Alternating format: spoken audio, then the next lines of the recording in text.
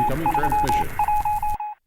Hello, this is Matt and McKinley from History Dispatches. We are the father-son duo bringing you the weird, the wild, the wacky, and the craziest tales from across time. From the Ice Bowl to the Great Heathen Army. And the head of Oliver Cromwell. The same head they kept on a pike for 3 years? Yep, all here on History Dispatches.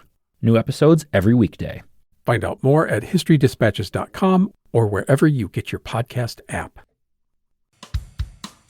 Welcome to Fun Facts Daily, your source for just the good stuff. Monday through Friday, we're bringing fun facts and news you can use, all carefully curated to uplift and inform. So give yourself a break, relax, and learn something awesome in just a few minutes every day. Hi everyone, I'm your host Kyle Wood. Thanks for tuning in to Fun Facts Daily, the new podcast bringing you 5 fun facts on a different topic every day of the week, Monday through Friday. In addition to fun facts, we'll also have a word of the day and news you can use to help you learn, grow, and live better in just a few minutes every day. Today, we're going to be learning all about Cinco de Mayo, but before we get into the facts, let's warm up our brains with a little challenge.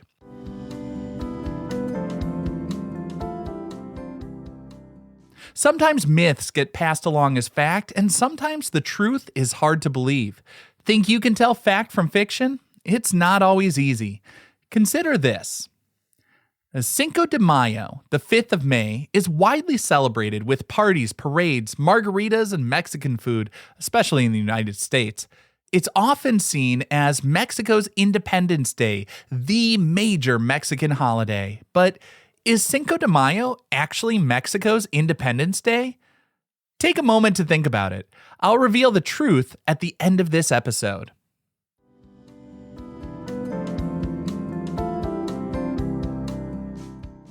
Now for our word of the day. Our word of the day is mariachi. Mariachi refers to the traditional style of music or musical group from Mexico. It's characterized by stringed instruments like violins, guitars, the vihuela, a high-pitched 5-string guitar, and the guitarrón, a large acoustic bass, along with trumpets. Mariachi musicians often wear distinctive charro outfits. The exact origin of the word mariachi is debated. One theory suggests it came from the French word for marriage, because these bands often played at weddings during the French intervention in Mexico in the 1860s. However, linguists have found evidence of the word being used before the French arrival, possibly deriving from indigenous languages or referring to a type of wood used for the dance platforms where the musicians played. Regardless of its precise origins, mariachi music is an iconic symbol of Mexican culture, recognized worldwide and often heard during Cinco de Mayo celebrations.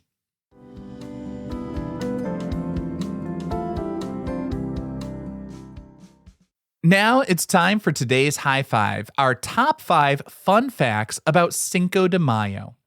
First off, Cinco de Mayo celebrations aren't all tacos, margaritas, and mariachis.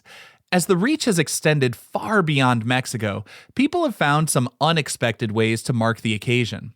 While we often think about Cinco de Mayo in the context of Mexico or the large festivities in the United States, the date has surprisingly become a hook for unique events in some very unrelated places.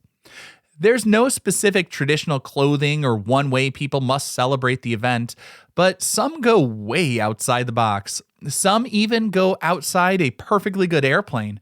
A skydiving club up in Vancouver, British Columbia, Canada, has been known to host an annual Cinco de Mayo jump event. And quirky celebrations don't stop there.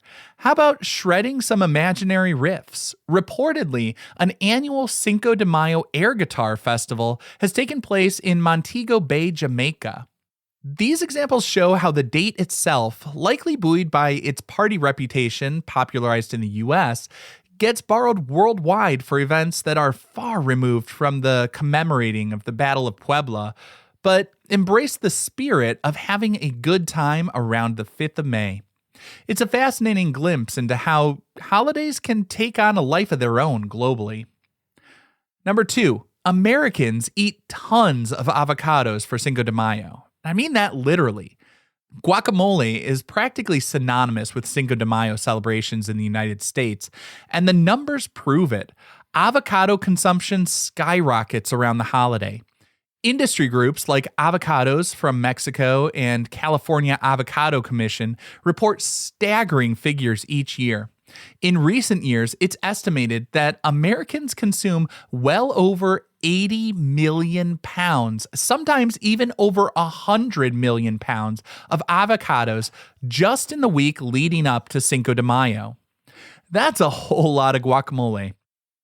Number 3, Cinco de Mayo is a bigger celebration in the United States than in most of Mexico. While Cinco de Mayo is an official holiday in the state of Puebla, where the battle took place, and in neighboring Veracruz, it's not a major national holiday across the rest of Mexico. Banks, schools, and government offices might close in Puebla, but for most Mexicans, May 5th is largely a day like any other, though the historical significance is recognized. In contrast, Cinco de Mayo has evolved into a massive celebration of Mexican culture and heritage in the United States. Celebrations by Mexican immigrants actually began not long after the Battle of Puebla itself, particularly in California and the Southwest. Later, during the 1930s and 40s, President Franklin D. Roosevelt's Good Neighbor policy, aimed at improving relations with Latin America, helped foster a more positive environment for recognizing and celebrating cultural ties, which could have provided fertile ground for these Cinco de Mayo celebrations. However, the holiday gained significant mainstream popularity in the U.S. during the 1960s Chicano movement, when activists embraced it as a powerful symbol of Mexican identity, history, and cultural pride. Since then, it has become increasingly commercialized, promoted heavily by restaurants, bars, and beverage companies, making it a much more prominent cultural event north of the border than in its country of origin. And next up, the hero of the Battle of Puebla, General Ignacio Zaragoza, died shortly after the victory. General Ignacio Zaragoza Seguin was the commander who led the Mexican forces to their surprising triumph at Puebla. Born in what is now Goledad, Texas, when it was still part of Mexican Texas, Zaragoza was a key figure in Mexico's military and political landscape. His leadership and strategy were crucial in defeating the larger and better equipped French army. Tragically, Zaragoza didn't live long to savor the victory or lead further resistance. Just a few months after the Battle of Puebla, in September 1862, he contracted typhoid fever and died at just the age of 33.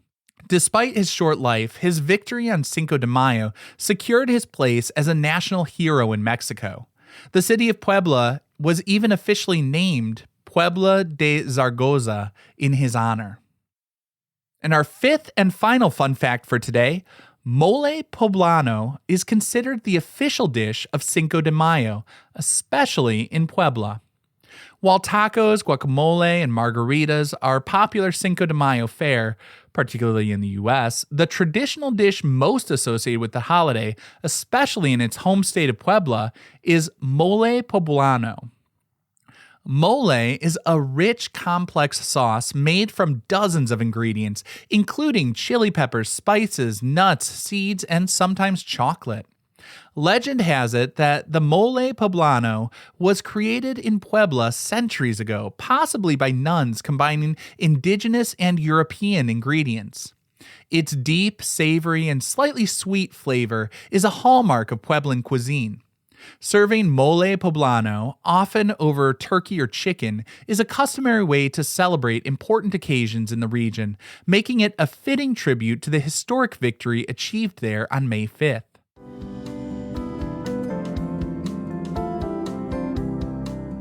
Now for some news you can use. Want to try making the traditional dish of Cinco de Mayo's birthplace, Puebla? Let's talk about a simplified mole poblano. Now, authentic mole can take days and involve 30-plus ingredients, but you can get a taste of that rich complexity with a quicker approach.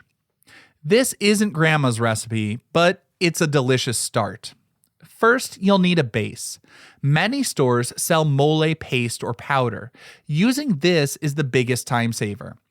If starting from scratch, toast dried anco and pasilla chiles, seeds removed, then rehydrate them in hot water.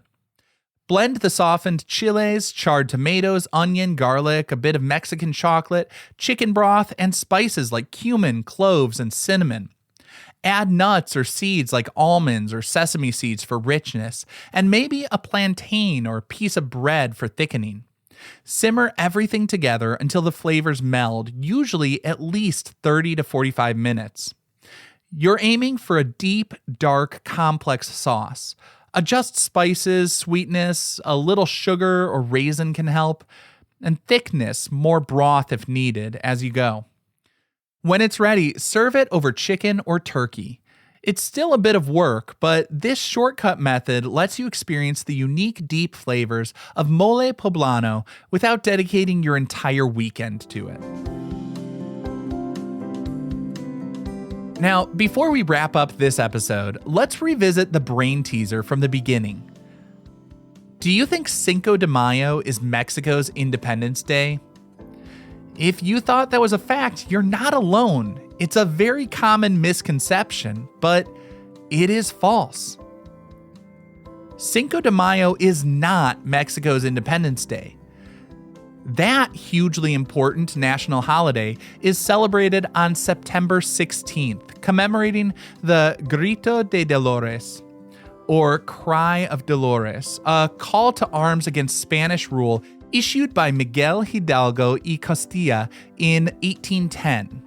Cinco de Mayo, as we learn today, celebrates the specific victory of the Battle of Puebla on May 5th, 1862, against the French forces. While the significant historical event symbolizes resilience, it doesn't mark the nation's independence. So now you know the real story behind the date, and be sure to tune in tomorrow for more Fun Facts Daily. Fun Facts Daily is an Airwave Media podcast. It was written, recorded, mixed, and edited by me, Kyle Wood. Thanks for sharing a part of your day with me. Be sure to follow Fun Facts Daily on your favorite podcast app so you can keep the good stuff coming your way every day. And if you like the show, please do me a favor and leave a kind rating, review, or just tell your friends about it.